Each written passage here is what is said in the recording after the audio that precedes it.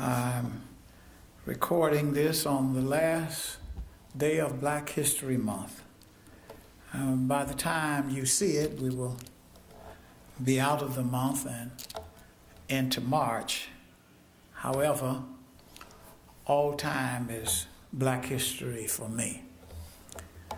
There's been a image circulating that tends to map out the history of black people in this country. From 1619 to 1865 was the period of slavery. From 1865, it says, to 1954 was the period of segregation, and reputedly after that, we're in a time of freedom. Well, here's the question for me. Where does 1954 come from as the end of segregation? I assume that they are connecting that to Browns versus Board of Education. But I left Mississippi in 1959 and arrived here in Cleveland.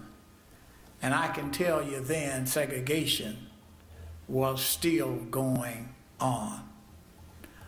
Even if we were to push it to 1964 with the Voting Rights Act and say that was the end. At the end of the 60s, where I arrived here was a stone's throw from here in Huff, on 73rd and Huff, which was the epicenter of the riots. So at the end of the 60s, there was rioting in Huff, rioting all over this country. If segregation had ended then, why were we still rioting? The fact of the matter that even today, the economic situation between blacks and whites, people of color that helped to build this country, is still worse off than anybody else in this nation. So we are still right now fighting economic inequality and segregation. The struggle has not ended. The scars and the impact of slavery and segregation has not ended. We as a people are still in the struggle for equality in this nation. Nevertheless, in Daniel 3, there is a passage of scripture where the three Hebrew boys refused to bow to Nebuchadnezzar's God, irrespective of the situation they found themselves in. In fact of the matter, Nebuchadnezzar told them that if they did not bow to the God, his God, he would throw them in the fiery furnace. In that fiery furnace, he looked in after throwing them in, and they're getting killed, their soldiers getting killed just throwing them in by the heat of the fires. He looked in and he said, "Did we not throw in 3? Behold, I see 4, and the 4th one looks like a son of the gods."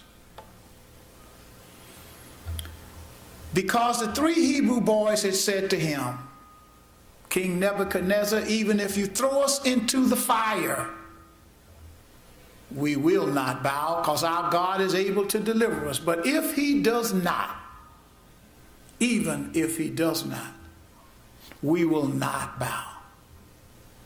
Our people have lived on an if not theology all their lives, not receiving all of the things that we would do.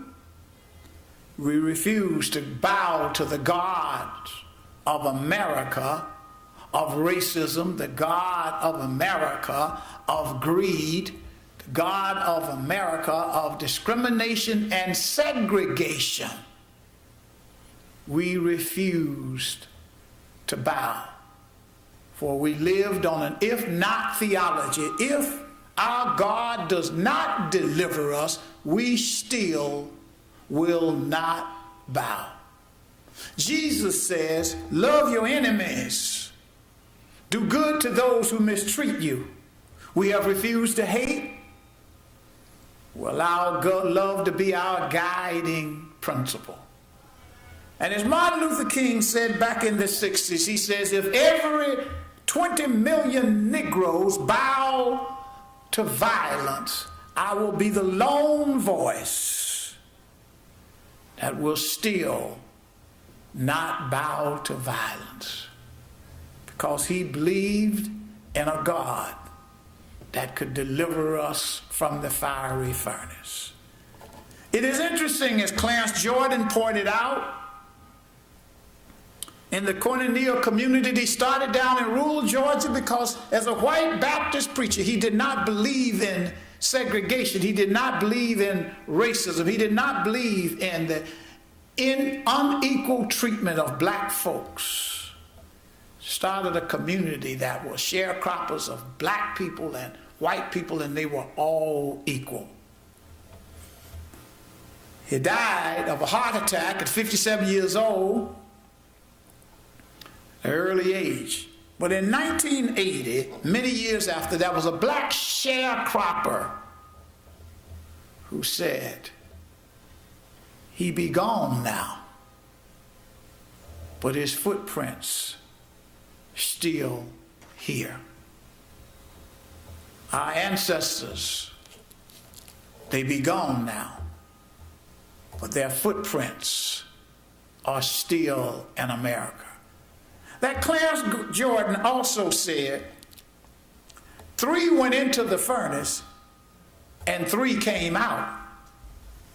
That is, Jesus remained in the furnace, and he invites us into the furnace too. We as a people must continue to fight.